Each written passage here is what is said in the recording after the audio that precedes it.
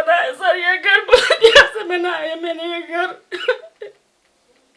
हमारी ऐसी वे भी नहीं है बनाने पर, मैंने दिन रात एक करके बनाया घर, गिट्टी सारी पत्थर तोड़े, सारा काम किया इस घर बनाने के लिए, दूध लगाया, सब कुछ किया, पर कोई हमारी व्यवस्था नहीं है रहने के लिए, कुछ नहीं है हमारे लिए। अब कहाँ जाए, क्या करे, हमें कुछ समझ में नहीं आ रहा सर।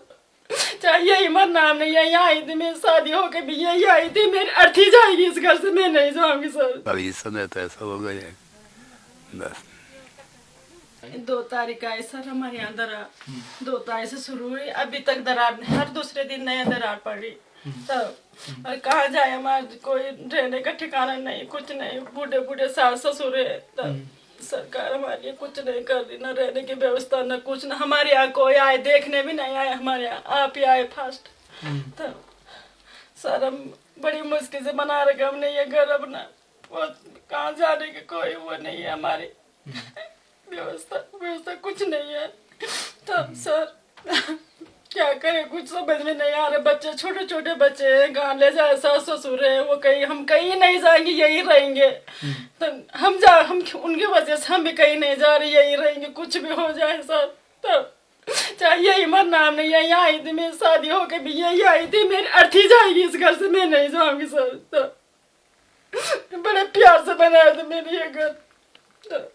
और 2 तारीख से आपके 2 तारीख से शुरू है, पहली तारीख ठीक थी हमारे यहाँ, पहली तारीख बहुत अच्छी थी हमारे यहाँ से, कुछ नहीं था, नया साल ठीक अच्छा गया। फिर दूसरे दिन से दरार दरार दरार, रोज दरार, नहीं दूसरी दरार दे, खाना पीना सब हराम हो रहा हमारा, खास कुछ मन नहीं लग रहा, गाय है बच्चे है, उनको कहाँ ले जाए, कैसी व्यवस्था, कुछ व्यवस्था नहीं हमारी, सरकार कुछ नहीं देख रही, खाली सब भरोसा दिला रहे, कुछ नहीं हो रहा। तब सर और आपके साथ और भी कोई रहता है? हाँ बच्चे हैं, सास है, ससुर है, बच्चे हैं, पति हैं, सब है सर। और क्या करते हैं आप लोग? अब ये हमारी ये खेती बाड़ी है सर, उसी में हमारा गुजारा चलता है, उसी में मैंने बड़ी मुश्किल दूध बिका के तो मकान बनाई बड़ी मुश्किल से। तब अब कुछ समझ में नहीं आया सर, क्या होगा सर। कितनी मुश्किल है, मतलब उनके ससुर जी बहुत बुजुर्ग हैं, बीमार हैं, वो चल भी नहीं पाते, वो चल नहीं सकते। मैं अभी आपको दिखा भी दूंगा कि वो चल भी नहीं सकते, और ये बहुत पीड़ा का समय है। और खासकर आप सोचिए ना कि ये लोग मजदूरी करते हैं और दूध लगाते हैं, गाय बछिया पाल के, इसी से हमारा गुजारा चलता है बस, और हमारी कोई वो नहीं है, नौकरी लायक कुछ नहीं है सर।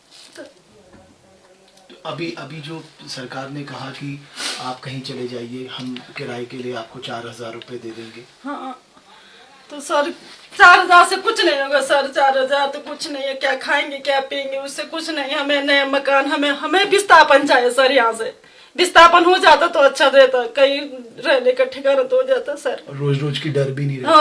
रोज के डर, रोज के रात हमें नींद ही नहीं है, हमारी नींद हराम हो रही कि खाना पीना कुछ नहीं, थोड़े से बच्चों के लिए बना रहे, नहीं खा रहे कोई खाना, बूढ़ी सास भी नहीं खा रही। तब मैं तो आप ही के राज्य का हूँ, जैसे जितनी पीड़ा आपको है मुझे भी वही पीड़ा है, मैं जानता हूँ ये घर कैसे बनता है करके। मैंने बहुत प्रेम से बनाया सर ये घर, बढ़िया से बनाया मैंने ये घर। हमारी ऐसी वे भी नहीं है बनाने पर, मैंने दिन रात एक करके बनाया घर, गिट्टी सारी पत्थर तोड़े, सारा काम किया इस घर बनाने के लिए, दूध लगाया, सब कुछ किया, पर कोई हमारी व्यवस्था नहीं है रहने के लिए, कुछ नहीं है हमारे लिए। अब कहाँ जाए, क्या करे, हमें कुछ समझ में नहीं आ रहा सर, कुछ समझ में नहीं आ रहा।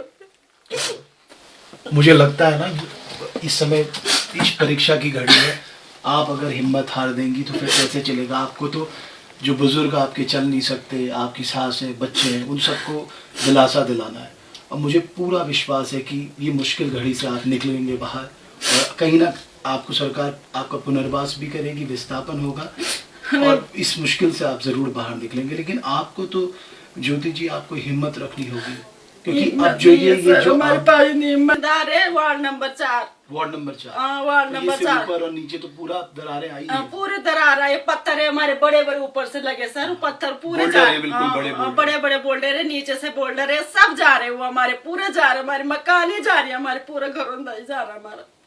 तो मैं बस इतना ही कहूंगा कि ये वाकई आपातकाल स्थिति है जोशीमठ के लोगों के लिए, और सरकार को हर स्थिति में इन लोगों का विस्थापन करना, इनको भरोसा दिलाना सबसे ज्यादा जरूरी है कि कोई आके इनको भरोसा दिलाए कि हम आपके साथ खड़े हैं। सरकार को ये विश्वास दिलाना होगा कि साहब आप सब हमारे परिवार का हिस्सा हैं, हम आप एक ही हैं, इसलिए आप चिंता मत करिए, आपको हम ऐसे नहीं छोड़ेंगे।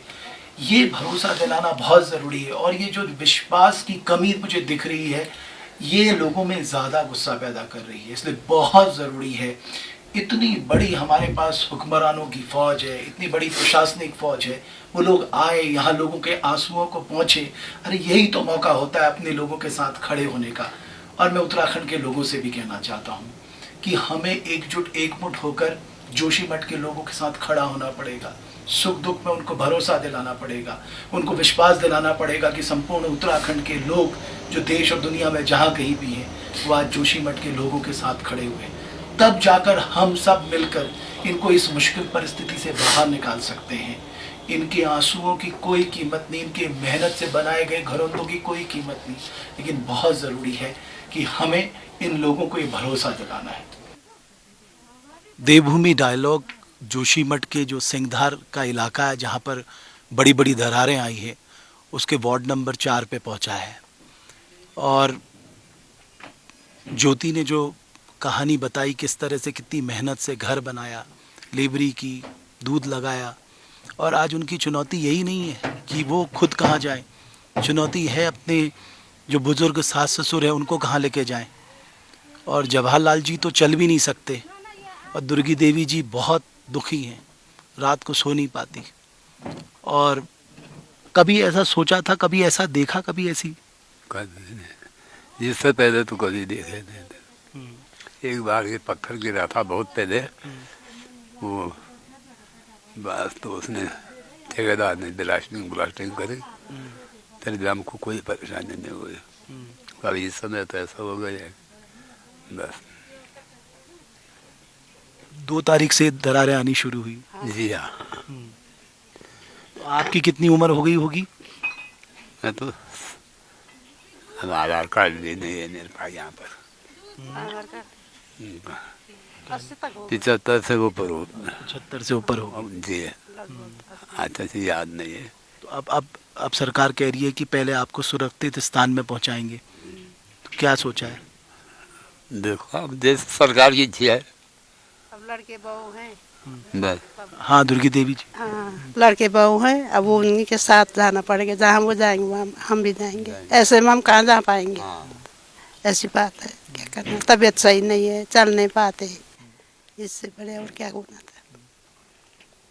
इन्हीं के आधार पर हम भी हैं, जहाँ वो हमको ले जाएंगे वहीं हम भी जाएंगे, तो ऐसी बात है, और कोई परेशानी नहीं। रात भर नींद नहीं आ रही, अभी होता तभी होता, जगह जगह बोल रहे पानी आ गया।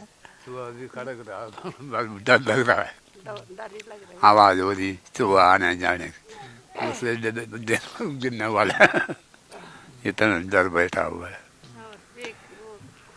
बड़ी बहू है हमारी, वो घर में नहीं है, उनका भी वहाँ वो कैसा हो रखा है, सब टूट रखा। वो लड़की के पास जा रखे, यहाँ नहीं है, वो ताला लग रखा उनके यहाँ। सारी दरारें आ गई घर पे, मैं देख के आया। हाँ मैं देख के आया पूरा। वही तो, ये तो बड़े बड़े बोल्डर भी हैं। इसको भी डर हो रहा रात को, वो कभी भी गिर सकता है। हाँ। अब चलो ऊपर तो वो हो जाएगा, नीचे से जमीन, नीचे से। हाँ इधर आ जाओ। हाँ तो हम कहाँ जाते, हमारा यही घर है, सब कुछ यही है, गाय कहीं वो नहीं है दूसरी जगह चले जाए हम। तो आप सोच सकते हैं कि जोशीमठ में जिन वार्डों में ये बड़ी बड़ी दरारें आई हैं, उन परिवारों के लिए कितनी पशोपेश की स्थिति है। कहाँ जाएं, कहाँ रहें, बड़े बुजुर्ग हैं, गाय हैं, बच्चियां हैं, उनको कहाँ ले जाएं, कैसे आजीविका चलेगी, ये सारे सवालों के जवाब जो है मुझे लगता है उनको मिलने चाहिए। हमने पाला पोसा उनको, गाय को ना कैसे छोड़ना, कहीं भी जब मुसीबत में अपना भी हम ढंग से जा पाएंगे तभी तो गाय को भी ले जाएं, कहाँ ले जाना गायों को भी। छोड़ सकते हैं? छोड़ भी सकते नहीं, अपना पाल रखा हमने, कहाँ छोड़ना, अपनी पाली वही चीज़ छोड़ नहीं जाता। जैसे अपना बच्चे हैं वैसे वो गाय भी था।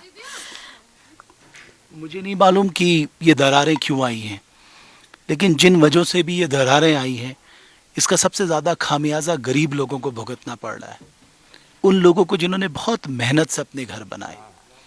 इसलिए बहुत ज़रूरी है कि इसका अध्ययन ज़रूर होना चाहिए कि इन दरारों की वजह क्या है, और जो भी वजह है, जो भी कारण है, भविष्य में कोई और इस तरह का जोशीमठ ना बने, इसके लिए भी हमें सोचना पड़ेगा।